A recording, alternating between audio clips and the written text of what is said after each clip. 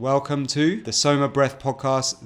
So this is actually a very, very favorite and intriguing subject for myself. The idea that we can change. That's right. That we are not the victim of our own genetics and environment. That we can actually change from within. And by changing within, we can actually make some big dramatic shifts in our outer world as well. This is going to really give you some great aha moments, I think. So the key is understanding the source of your thoughts. So let's first start by understanding what neural circuits are. So based on the yogic chakra system and Timothy Leary's work, neurocircuits are hardwired behavioral programs that lead to predictable thought patterns, decisions, actions, and results. Neurocircuits are like apps installed in an operating system called your mind. In the mystic yoga tradition, these neurocircuits are often referred to as major chakra centers.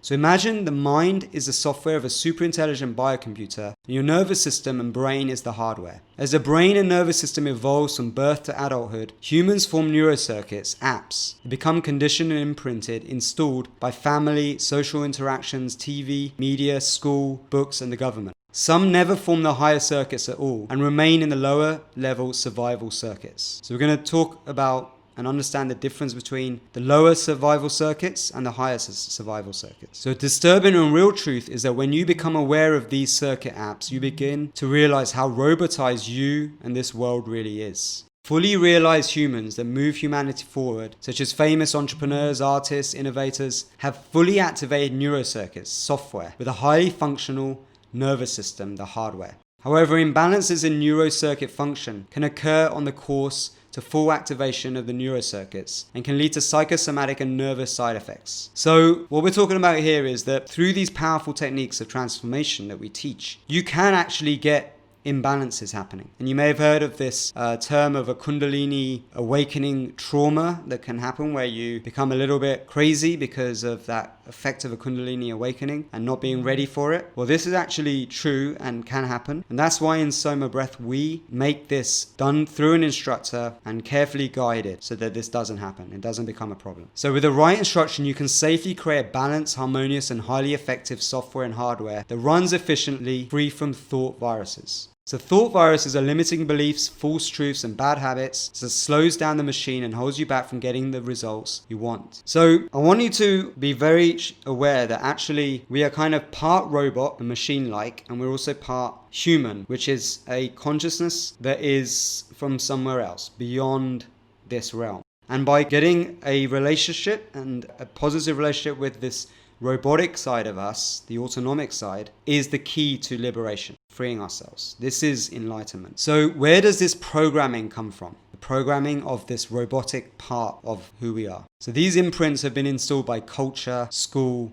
TV, news, media, adverts, the internet, even family and friends, with some genetically hardwired into the hardware of your nervous system, creating instinctive habits and an ego that is not always your friend. So imagine for a moment that you've been programmed, that most humans act like programmable robots with flesh. This can be a terrifying thought for some, but an enlightening concept for us more renegade and free-thinking types. And the new you, or the higher you, resides in your ability to reprogram your own brain and nervous system according to your own will, not the will of others, as in the culture, the society, the system. This is for you to be able to change and become who you want to be, free from the dogma that has been a big part of society for so long. The you which you are familiar with, which has been created through years of random, blind, and unconscious programming, is a result of happenstance, genetics, and history. It has much to do with the relationship to your real self as freedom to fascism. And this is a quote from Christopher Hyatt from a book called Undoing Yourself. I highly recommend you read Undoing Yourself. It's a very, very powerful book for learning how to change by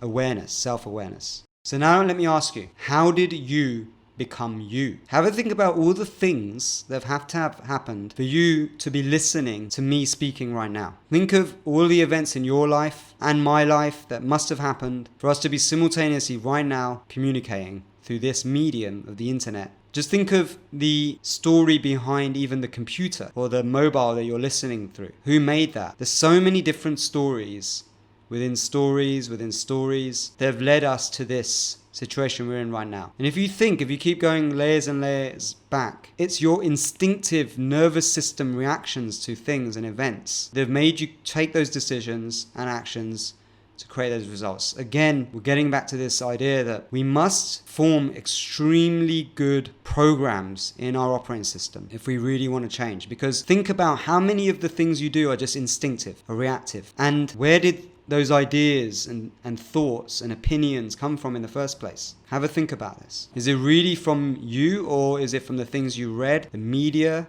the school you went to? You can ask yourself these questions, like imagine you were born Christian instead of Muslim, for example, or Muslim instead of Christian, or a Hindu instead of a Jew, or if you were born an atheist, for example, or you were born a conservative rather than a Democrat, or there's so many different examples where just a simple change in your history could have completely transformed the course of your life. And what we call these are reality tunnels. These are like predictable patterns that we go down because who we are has been conditioned in a certain way. That's right. So reality tunnels, the concept of reality tunnels, I learned from Robert Anton Wilson. He's another American philosopher who I highly recommend you read all of his books. If you want to learn how to change, transform the nature of reality, he does an amazing job of actually translating the work of Timothy Leary, which is actually quite complicated. Timothy Leary was the first psychotherapist to use LSD in research, and he got famous for telling the world that we should all take LSD, and they should even put it in the drinking water because it led to so much profound insights. And he actually was one of the most wanted men during his time by the American government, who wanted to shut him up. He's a true renegade. I really like what he stood for, his beliefs. And so this idea of reality tunnels is actually an interesting framework that helps us to understand the world, our role in it, and other people. So every single day we are receiving billions of pieces of information from our surrounding environment through all of our senses. And this is mostly subconscious processing. If we tried to be conscious of all of this, we'd only be able to perceive total chaos and we'd be totally overwhelmed. We just can't manage, process, and organize all that information. So our subconscious mind sorts it all out for us. Our subconscious mind has been through a lot of programming through our lives. So that means a subconscious discards a lot of information and keeps what it likes. And we can call these our filters. We can only view the world through the filters our mind has. No two people will have the same processing of information in exactly the same way. No two people have exactly the same experiences and therefore perceptions of the world. So an example of this is one person could walk down a street and they may see the homeless people on the street, and they may see the suffering on the street, the mess, the litter on the street. And they may just tune into that and walk down the street and go, oh, this street's full of poverty, and form a judgment around that one street based on what they see. Another person may walk down that same street and see the fancy hotels. They may see the jewelry stores across the road.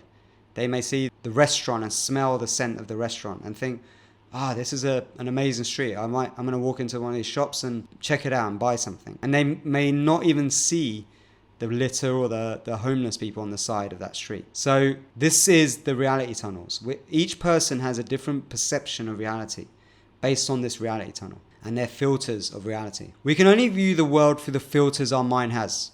So all the facts we believe, all the values that we project onto the world, all of the actions that we take are based on our filters of the world. The mind moves most of our sensory experiences and then constructs our reality from whatever sensory input remains. So this is what Wilson called reality tunnel. So if you want to go deeper on this, he goes into this in a lot more depth in his books. Prometheus Rising is the book that I recommend. But I'm just going to give you a strong foundational understanding of this so that you can really understand how the breath comes in. So these filters begin to take shape from the very first day we are born. So here's how. By using the metaphor of a computer, imagine that we all have a hardware component, which is your physical body and brain, and a software component, your mind. Your mind, just like a computer software, can be programmed. It is those programs that drive instinctive and habitual behaviors. These programs, also called imprints, are recorded memories based on how to respond to situations in order to stay safe. And they are wired and stored into your physical hard drive. Most of these imprints occur in the earliest part of our lives, at 0 to 7 years. And according to yoga and other schools of mysticism and magic, they're almost impossible to shift.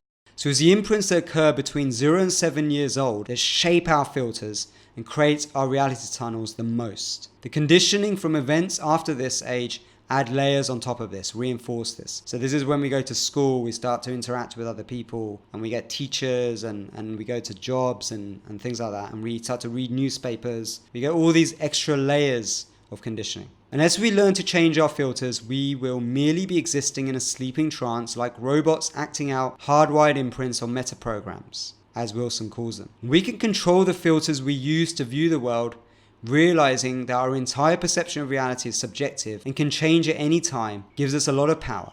So how do we do that? Well, pay attention to the things we usually ignore. This can be hard at first, but it gets easier with practice. For example, training yourself to take notice of what you eat can help you reach your health goals faster. This is about getting conscious, taking conscious control over your decisions. More complex examples include training yourself to listen to the voices of minorities in your society. You'll start becoming far more aware of racism and sexism, and you'll be able to do your part to take positive action. Those reality tunnels are always there, but you can unlearn your default filters and create new improved ones. And actually, Soma breath is designed to help you wake up out of the sleeping trance by discovering your true will, your true nature.